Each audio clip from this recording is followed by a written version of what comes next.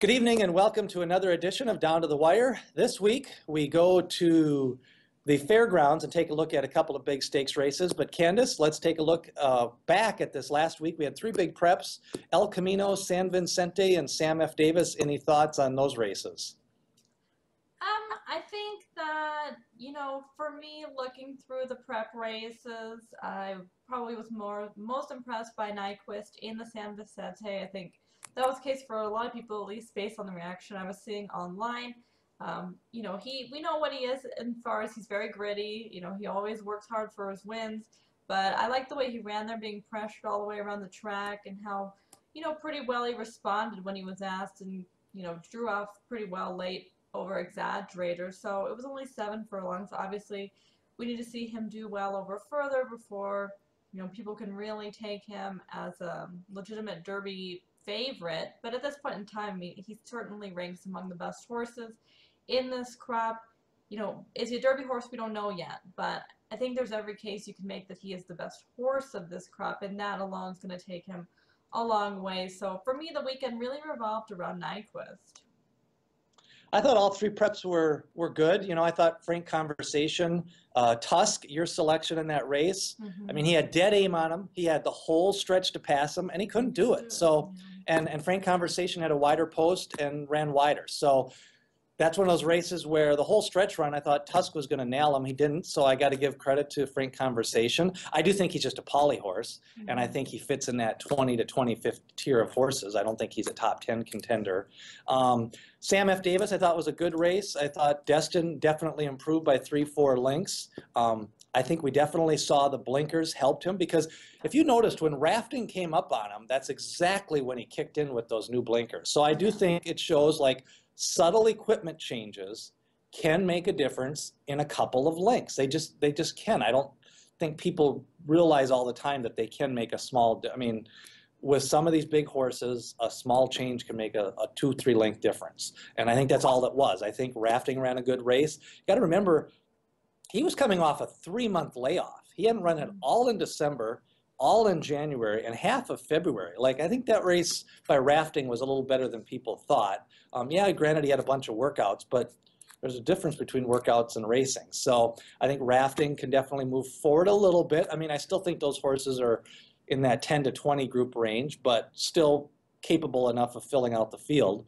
Nyquist and Exaggerator both ran great. That race was fast. And the bottom line is like you say, there's a point where, it's like in real track and field. If you have a world-class 400-meter runner, like they're going to run third in an 800, or, they're just, when you're that much faster than everybody, if you're world-class at 7 furlongs to a mile, you can still finish second and third in grade 1 races at a mile and an eighth, and maybe even at 10 furlongs. And so Nyquist and Exaggerator, I was just impressed with Exaggerator. He lost by half a length. The only reason why it was a big deal for Nyquist is because he's undefeated. And again, last year, I still think, people just still love that undefeated thing. They just do. The other thing, quick talk about the Southwest. The other thing that I think is universal, everybody loves the undefeated horse. But for some reason, I think closers, whenever they win like sudden breaking news, always get the closer's bias. Like, it is fun to watch. When a horse runs from 14th place, passes the entire field, I think their wins are ranked a little higher than when somebody just kind of sits second or third and gets the lead. People love that's why they love Zenyatta. Half of it was her talent, half of it was her running style. Yeah, it does seem to be the case. He ran really well, though. You can't take away what he did, but as I kind of said on Twitter after the race, he certainly isn't the horse I'd be taking from the race as far as betting going forward. I liked both the second and third place finishers better. American Dubai in third, I thought, ran a really bang-up race there. And, he's a pretty consistent horse, and he just kind of runs evenly on the front. And I wonder if, he'll be able to make it over some of these longer distances with that style. Maybe not in the Derby itself, but in these preps, I think he's going to be one who's in the mix. I thought Whitmore made a huge move around the outside, and I just really kind of hope that race didn't, take everything out of him, because he ran a really, really big race, much bigger than he's been given credit for. And yeah, I just hope that he comes out and bounces out of that race okay, and just isn't bottomed out. So I thought it was a good race. I think that the top, several all ran well, but I do think Sudden Breaking News was certainly aided by a pretty, epic collapse in there, and they timed the move right with him, and that's why he won. I mean, I think Whitmore, they went a touch too early, and that resulted in him really making his move in what was the fastest part of the race, and that's never what you want to be happening. So, there was a good example. We had 4 races over the weekend, and we had roughly, 35 horses, and moving forward, boom. I mean, like I say, 29 ran themselves off the Derby Trail, Yes. and 6 stayed on it. And that's really, you had 3 from, I would say the 3 from the Southwest, maybe 4 if you make a case for some of those. I mean, because that was just a big, bulky field. Yeah. Top 2 from the Sam F. Davis, top 2 from the San Vicente, and then maybe the top 3 from the Poly race. But the problem with that is Cassiopeia probably is a Poly horse, although he did run an extremely wide trip. And Tusk, I mean, Graham Motion has flat out said this horse is a turf Poly horse, but he'll still run in the Spiral. It's just, but he's still a decent horse on the synthetic, so he's a contender in the Spiral just because of his, and frank conversationist too. So, I mean, like I say, I think we've got the same thing coming up this weekend. We've got 14 horses in the Risen Star that we're going to be talking about. And, at the end of the day, there's going to be 4 of them that are going to break away, and the other 10 are just going to become the also-rans. And that's really how this I think too many people think you're going to have, like, these horses just can't keep on running 9th and keep on entering these races. Like, at some point, you got to give up the dream. And, yeah, you have a fuel allowance horses that make way, but I don't see us getting these 13, 14 horse fields in the final rounds. I think we'll have 8 or 9, but there'll be more quality fields. This week we got a couple of races. We've got the Rachel Alexandra and the Risen Star. Rachel Alexandra, I think there's going to be a big favorite here, but there's 4 or 5 horses with a lot of steam coming into this race. Yeah, there certainly seems to be several horses in here coming in good form. This is a race that, at least to me on paper, looks to have plenty of speed. I mean, I'm going to be boring here, I guess. I'm going to take Stage Play just because she is a little bit tractable. You can pull her from off the pace. And with a race with several horses who do go forward enough speed, I think she's just going to get the right setup. I did write a piece this week on Royal Obsession. I do like her as a horse. I think she has potential. I'd love for her to just run, a good 2nd or 3rd. I think that would be great. I don't necessarily expect her to win because I think Stage Play is very tough, and she has an experience edge on her at this point. So I'm going to pick Stage Play to win, but I would give a look to Royal Obsession underneath, probably in 2nd or 3rd. Shaken had a nice speed figure. She's just got the 1 race, but I think a few people think she could improve on the stretch out. I think it's possible. The draw worries me a little bit because I wonder what you do. Do you push her forward, or do you just drop her completely out the back? Either way, it can be a little bit tricky. I would prefer Stage Play from the draw, just having be outside. I think she can be a little bit more tactable about where she's positioned, where it's shaken. Probably it's going to be forced her hand. I would guess they're going to drop her back. I don't think she has the speed to make the lead or to come near the lead, so I think you're going to have to drop her out the back, and that's just going to be tough. Then you're going to have to kind of swing her out wide and circle the field. So I think it's just a really tough post for her with her running style. Yeah, I think there's a good mix of speed and pressers. I think Royal Obsession's been impressive in both of her wins. I think there's some room. This is her 3rd lifetime race, so maybe that little bit of a jump if she can move up a little bit speed figure-wise. I thought Stage Play and Midnight and Sony ran well the last time, although I do think Stage Play won easier than maybe the running line shows. I mean, I thought she was kind of ridden very passively. She was ridden like she was a 2 to 5 shot and won. I think since that race, from all accounts, not so much the official recorded distance workouts, as I specifically have remembered noting twice that she's galloped out 7 furlongs twice in a row. So I think I'm going with Stage Play just because I think she's a better horse, but I also think she's a little more cranked for this race. And like I say, I think, the reason why she lost at Churchill that day was just Maria got the speed biased on that sloppy track. So I think Stage Play is in that clearly a 2nd-tier horse to Songbird, but I think she's not, 8, 9 lengths behind her like some people may think. Oh, no, I don't think that she's that far off of her at all. And again, she is a horse who has upside, and her running style I think is a little more helpful in some of these bigger field races. So even if she's not what Songbird is at this point, she's not one that I'd be writing off as far as Oaks win contender goes at this stage. What about Lemon Drop Bell and then the West Coast shipper Forever Darling? I think it's a good spot to put her in. I mean, sometimes we think after one race that a horse can't route, but you know what? This time of the year, they ain't carting stakes races at 7 furlongs. So you got to go get some money, and it doesn't hurt conditioning-wise to run a couple of route races. It's not going to hurt you. It's not going to hurt you, not at all. For both of those, I think Lemon Drop Bell probably is going to have a tough time reversing form on Royal Obsession. The way that the race was ran between the two of them last time, she just wasn't good enough. So, I mean, there's nowhere else to run her. I don't think there's anything wrong with running her here. She's probably competitive, maybe for that third or fourth spot. But, yeah, I couldn't see her reversing form with Royal Obsession. And stage play, I think, is better than even Royal Obsession is at this point.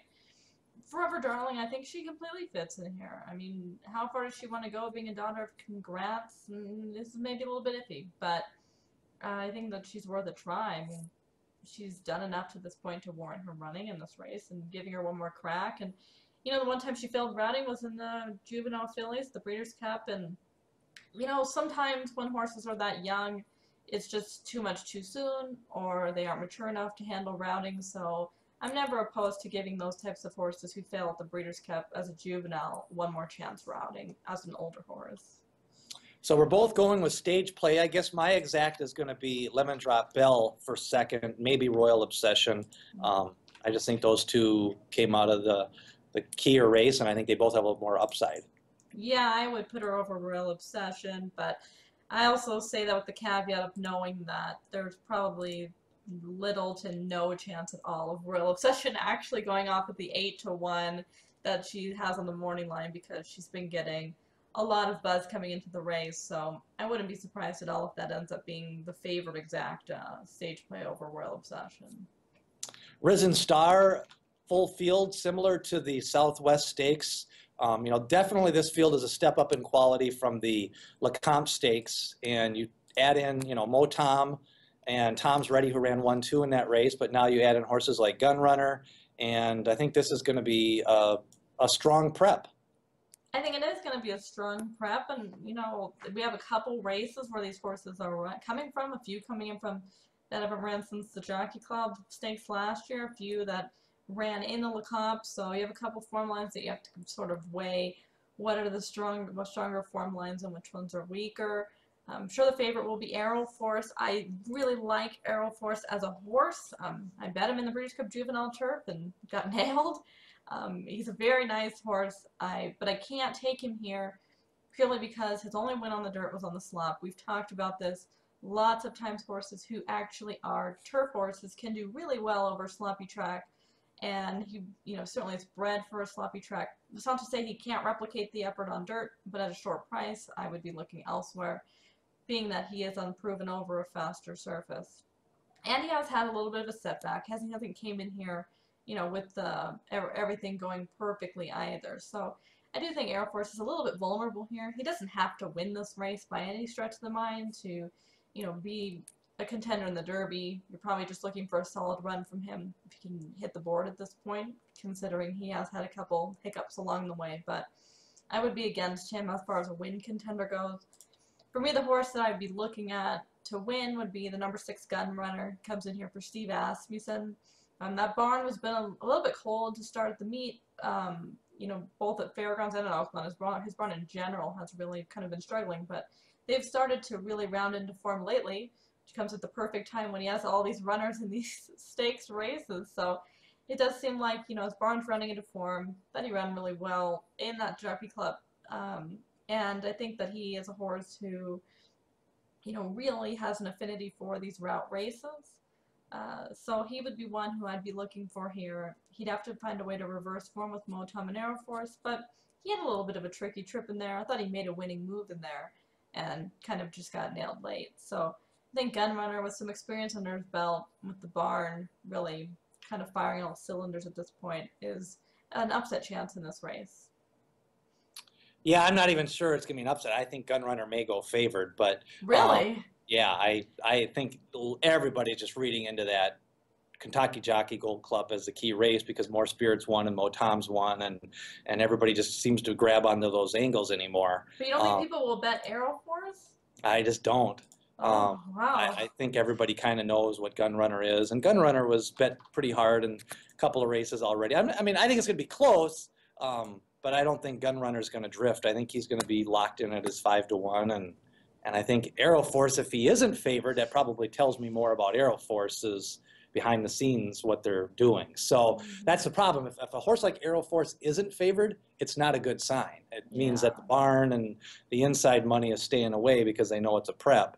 You know, what about Motom and Tom's Ready? I thought Tom's Ready moved too soon the last time. I also thought the Lecomte favored outside speed, so it favored Motom's running style. I like Tom's Ready better than Motom, but they're both solid horses, and I think Uncle Walter ran a good race at the rail that day, and now he gets an outside post, and that may help a little bit as well. Kind of dissect the three from the Lecomte and which one of the three is probably better moving forward. I would agree that I thought Tom Brady moved too soon. He had a tough, wide trip in there. I liked him the most of those three going in, and I still like him the most of those three coming out. I think I'd put him in here as a very solid second choice for me behind Gunrunner.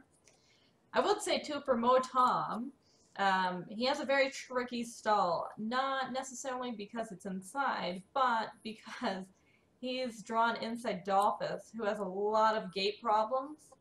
So I'm not sure that I would want my 3-1 shot in a big field to be drawn to the inside of a horse who pretty much every race he's ran so far, he's had some kind of major gate issue, hitting the gates, hitting horses coming out of the gates. So something to keep an eye on if you do like Motom, because I do think that is noteworthy that Dolphus just to his outside has a lot of problems getting out of the gates.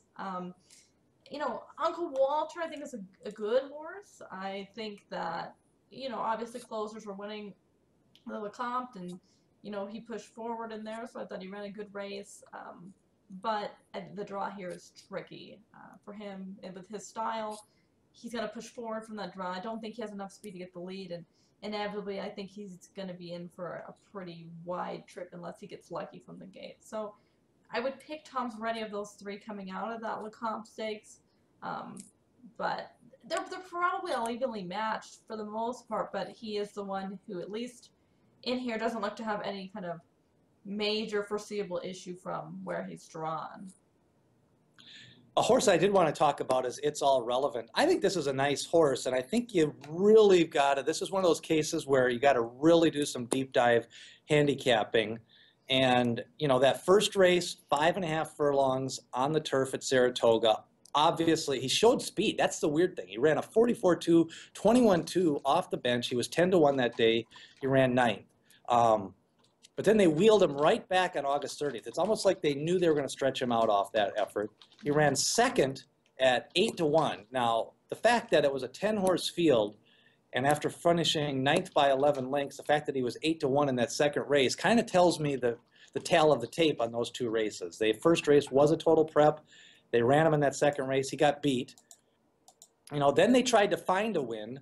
And he faced a couple of good horses. Then he finally caught a sloppy track and won by 8. I think he's the speed here.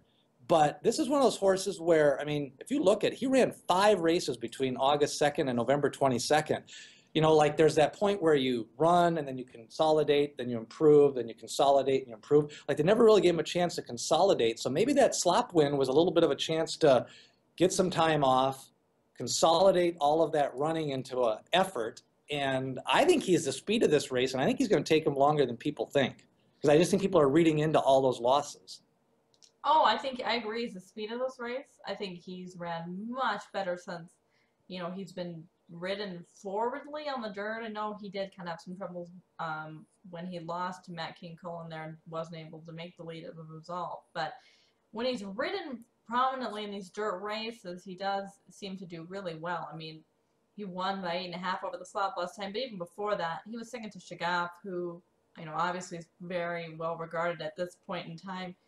I think he's going to take him a long way as well. I mean, he's hard spun. He's out of an AP Indy mare, so there's no reason why he should be fading at the half-mile marker. So he is one who I think they have to be wary of him. Do I think he's going to win the race? Probably not. But he's a race that a horse you got to be careful with. You can't just let him go loping along on the front end by himself, because you might be playing with fire doing that. Yeah, ultimately, I'm in the same boat. I'm not a big Aero Force fan in this spot. I think this is a prep.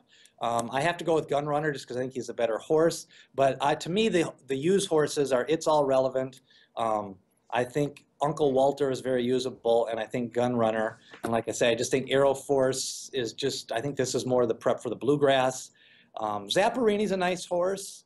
I think some of those, Dolphus, I think it's just being rushed too much. I mean, my God, they're just, he had gate trouble, scratched, entered him in an allowance race, ran him hard that day. They ran him hard in that second allowance race. In that maiden race, he looked beat in that race, and they ran him hard to win that maiden race. I just think they're really pushing this horse. Yeah, I think he's in here more than anything because of the breeding, and they're pushing him to get into the Derby a little bit. Joe Sharp is good with these quick turnarounds, but this is probably a little bit too much too soon for him. But should he run a solid race, I think that's a good stepping stone. I just wouldn't expect him to win here. For me, my top choice is Gun Runner, like I said. The one you didn't mention who I wouldn't mind using in here, though, would be Inequality. I thought he ran a bang-up race last time out in the Jerome with a really wonkety trip in there.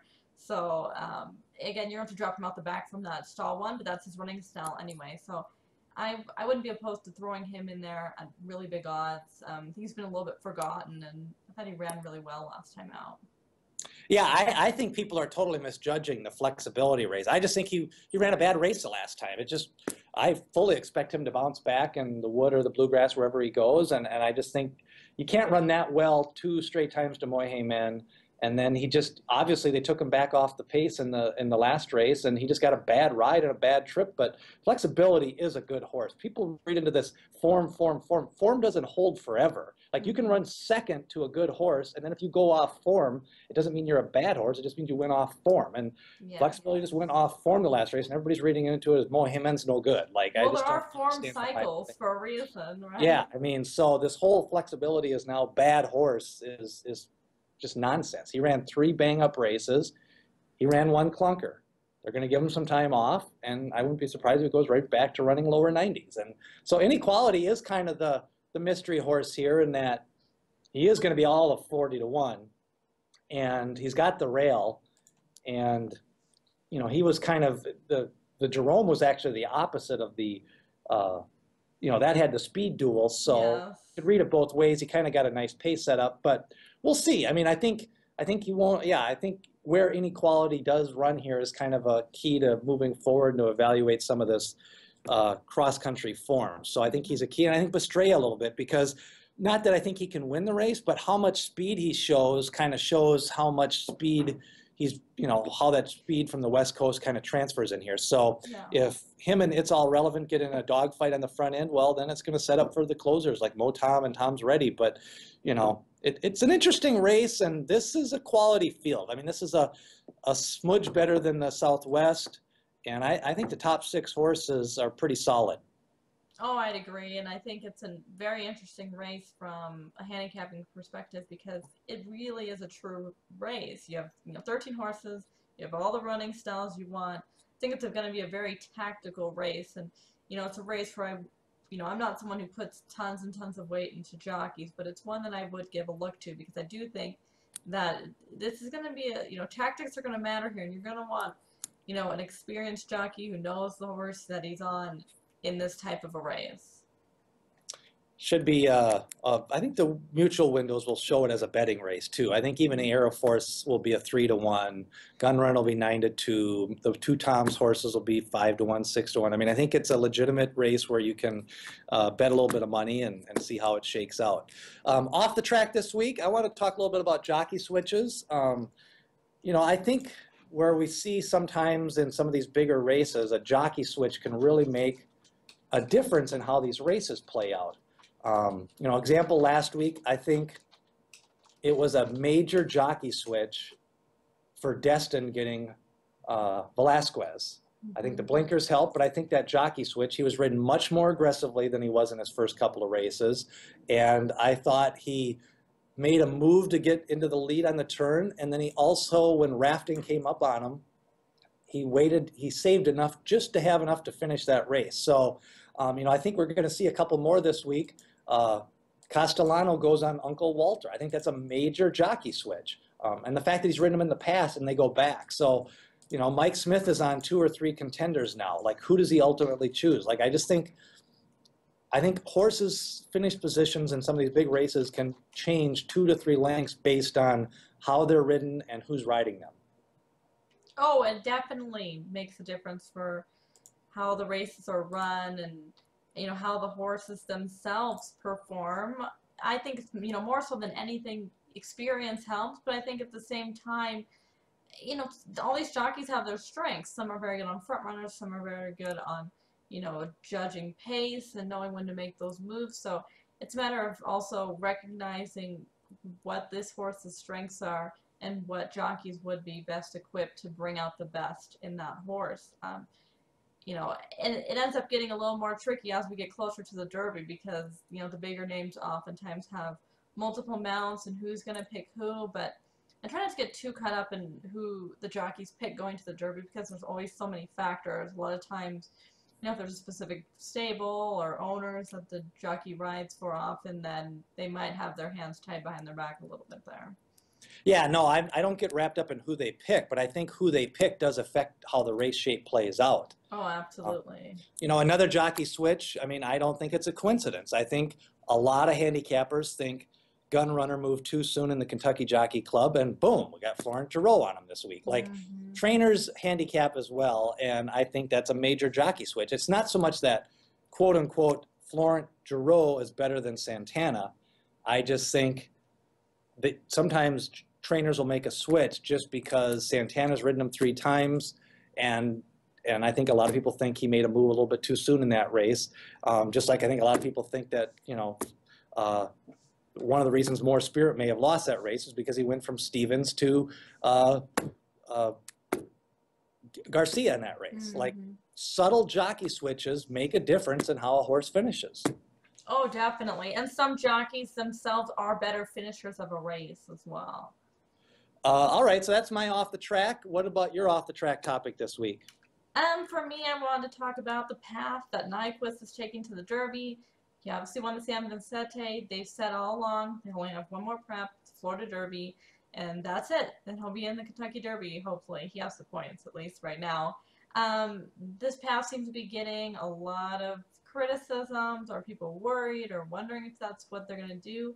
And I was wondering what you thought about it. I mean, for me, I'm just glad that they have a plan and that they're sticking to this plan because we have seen horses, bigger name horses in the past who have the points, skip, you know, prep races along the way, but it's always been unplanned and it never seems to really work out well. So I don't mind it so much because this is what they've said they were going to do since the Breeders' Cup Juvenile. And, you know, for him, he, you know, if you're worried a little bit about him staying, then why keep routing him over and over again?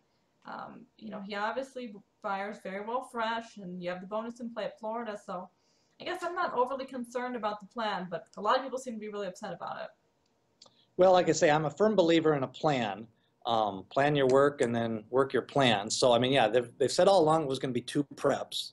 They've said about a month and a half that it's going to be Florida Derby as a second prep. The 2 prep campaign has worked for so many winners over the last 10, 12 years. You can't argue with that because there's just, I think 7 of the last 15 winners have used 2 preps. And so, you know, the results show that you can win with 2 preps. I'm more concerned about the shipping than anything, just because I think there was some notable horses last year that lost off the ship. Yeah. You very rarely see a horse ship twice, but I also think if they ship to Florida, I think the plan will go immediately to go to Kentucky, so I think that kind of helps.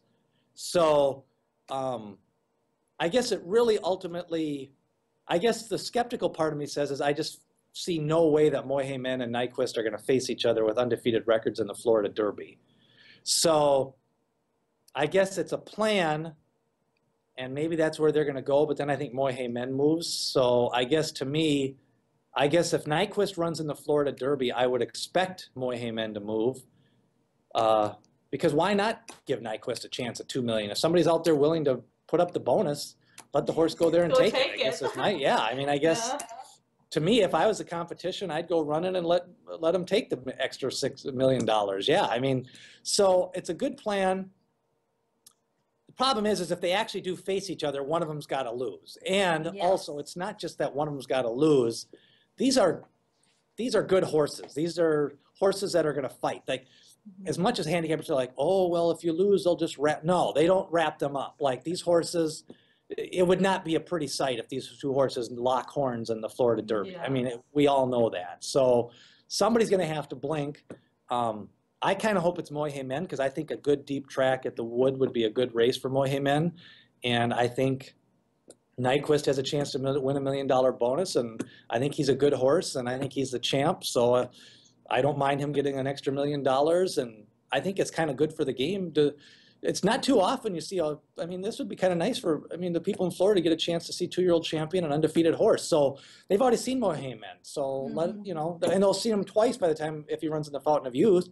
So I'd rather have Moyhemen go to the Wood, let New York see him again, and let Nyquist, you know, the fans in Santa Anita have seen him 3-4 times, let Florida fans see him. So I think it's a win-win. No, I do too, and I think that for Nyquist, I mean, they obviously think that he handles shipping fine. He shipped to Breeders' Cup and did well there, and you know, I feel like people have already jumped the gun with him. There's a faction of people who have already decided that there's no way that he'll stay 10 furlongs, and they've been done with him since last year. I think there's another faction of people who want to make a decision on him now when it's only February, and I don't know why that's necessary by any means. So for me, I think, you know, he certainly is up in there in the top 2 or 3 of this group. I don't know if he'll stay 10. I think, you know, his next prep's going to be what shows that. And, you know, really for me, if anything, and we've seen this though, if there's one thing I would be worried about him, if we're talking specifically Derby, it's not even probably the fact of will or won't he stay 10 furlongs. It's the fact that he does go in for the fight every race. And you just wonder how a horse like that, mentally, in a 20-horse field, doesn't just get completely exhausted. Because he's obviously a smart individual. He's one who, you know, is always taking everything in around him. And anytime a horse challenges him, he digs his head down and fights to the win. And that's just kind of a tricky scenario for that type of a horse in the Derby. Well, yeah, and that's the problem with if Moyhemen and him, like, we both know, like, he's going to fight. Like, whether or not he can get 10 furlongs is irrelevant. The point is he's going to fight 9, so why waste a Derby effort in the Florida Derby, you know? So that's why you got to hold out. But on the other hand, you know, it's not like the Santa Anita Derby. I mean, the problem is, you know, we talked a little bit about this too, is, you know, I don't know, maybe the path of least resistance is the plan for Nyquist. I mean, he's got the class. He's got 6 races. You got to remember, this is not no lightly raced horse. I mean, he's got 2 more races in Moyhemen. Like, maybe ultimately the plan should be to run in the Lexington Stakes, because he's either going to win the Derby or not. It's not going to be because he doesn't have class. It's not going to be because he's not in shape. It's not going to be because he can't beat good horses. Like, he's done all of that. Yes. Like, he's won a 13-horse field. He's shipped. He's won a 5.5 furlong race by a nose. He dug down. He's won a 7 furlong race by a half a length in a 120. Like, he's going to do whatever is asked of him. So, you know, I just think people are lumping this into the group in the 90s where they all finished 12th place every year because they were speedballs trained by D. Wayne Lucas who didn't have a chance. And this is not that type of horse. This is a horse that is legitimately good, who people have a few questions about going 10 furlongs. Nobody's even questioning the ability of him to go 9. For some reason, it's like we've gone straight. I mean, usually in the past with a horse like this, people go like, I wonder if he can go 9. And now it's like people have kind of just said, well, he's going to go 9, but he's not going to go 10. Well, and what they're forgetting too is I think the horses who want to go 9 and don't want 10 are the ones who are winning the Derby. All the horses these last few years that everyone is saying, well, this is your classic bred horse, those are the ones who are flying from the back, finishing second, your commanding curves, your golden souls. They're not winning the race. Yeah. And Frosted is a perfect example. Everybody loved his breeding. Everybody said he could go 10. Yeah, he went 10. He lost by 7 lengths. Firing Line, who everybody said he can't go 10, he lost by a half length. Why? Because he had the speed to put him into position on the turn. Exactly. Now, at the end of the day, that was a slow final quarter. You can't change the result. Him and AP ran a 26 final quarter. It was what it was. They ran 50 seconds for the final half. But the point is they had the speed to get there. People understand, you've got to get into the race before you can win the race. Yeah, Frosted went, and guess what? Keen Ice stayed the distance too. He lost by 12. Yeah. You know what? I mean, so really, you would rather have Keen Ice and Frosted than a horse that's going to have the lead probably on the turn in the Derby? Like, no. Keen Ice and Frosted, there was never any point in that Derby last year where you said, boy, these two horses are going to win. No, they weren't. Halfway through the race, you said, holy shit, Firing Line's up there. I mean, that's what, same thing the year before with Samrat. Samrat finished 4th, but guess what? On the turn, you said, holy shit, Samrat's hanging in there. Well, and that's it. You want those balanced pedigrees. You want those pedigrees that have that speed. I mean, the more that we see these more recent derbies, the more that I think you're seeing horses that people look at the breeding and say, that horse is a miler, and there they are in the top 5 at the end. Yeah, so like I say, and only one horse is going to win the Derby. And I'll tell you right now, unless something dramatically changes with all the talent level of these horses, we've had 3 straight years where the final quarter of the Derby is running 26 seconds. And first we were told it was the win. Then we were told it was something that, like, the bottom line is these horses ain't going to run a 24 quarter anymore in the final quarter of the Derby. They're just not. So 26 seconds gets it done. But if you're sitting in 17th place on the turn, you're not probably going to win the Derby. You can run second, like Golden Soul and Commanding Curve and these other horses, that have plotted up. Wicked Strong made a move from 12th, whatever, but nobody was ever watching that race said they're going to win. The horses that people thought were going to win were the horses people thought going into the turn that the Storm and Norman horse was going to win. He faded, but the point is he made the move. Even a horse like Lucas's Speedball, made that move in the Derby. He won the Preakness. Yeah. Firing Line made a move last year. He hasn't ran since. I mean, he ran in the Preakness, but I mean, the bottom line is he drained the tank, but at least he made his run and he got his name called. Like horses like Frosted and Keen Ice never had their name called, and even a horse like Golden Soul never had his name called. He finished second on the board. The announcer never even said his name because until the last stride, he was never in the top 2. I mean, so I think people just don't respect Nyquist enough. And I also agree that you don't make your decision until May 7th. All of this stuff is just preliminary work, but until you put your bets down, unless you're betting futures, it really doesn't matter. No, and with Nyquist, it seems like it's, he really epitomizes how the public views these 3-year-olds. It's Derby or nothing, because basically what people say is because they don't think he's a Derby horse, then they don't think he's any good. I think whether or not he wins the Derby, I think there's every possibility that Nyquist could lose the Derby and still be the best horse of this crop. He's that good, and people really don't have that respect for him. Yeah, and I kind of think it's the opposite way with Sudden Breaking News. Like, I actually think Sudden Breaking News is a nice little horse.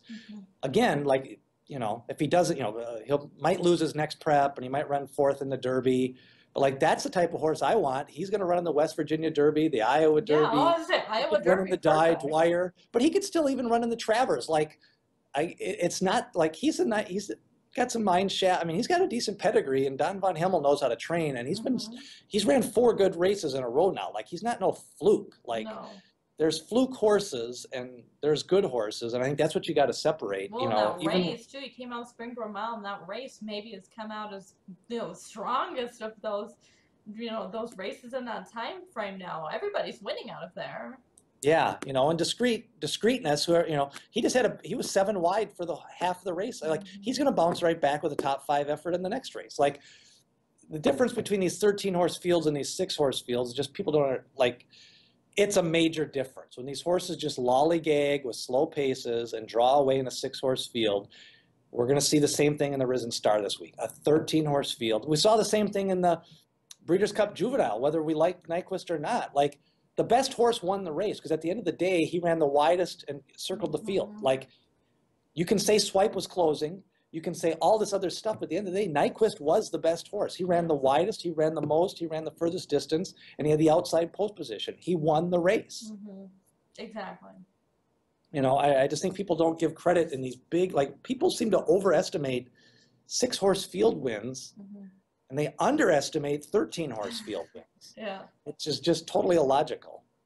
Yeah. All right, well, Risen Star, of the two favorites, Aero Force and Stage Play, you're saying Stage Play has the best chance to win. Stage Play's a yes. Aero Force, no. All right, next week we come back. Now we got basically a major prep, 50-point prep each of the next 3 weeks. Next week we come back. We've got the Gotham. No, we got the Fountain of Youth, and then we got the Gotham, and then we come back for the San Felipe at Santa Anita. So those are the next 3 major preps as we continue towards Kentucky, Preakness, and the Belmont Stakes. That's going to do it for another edition of Down to the Wire.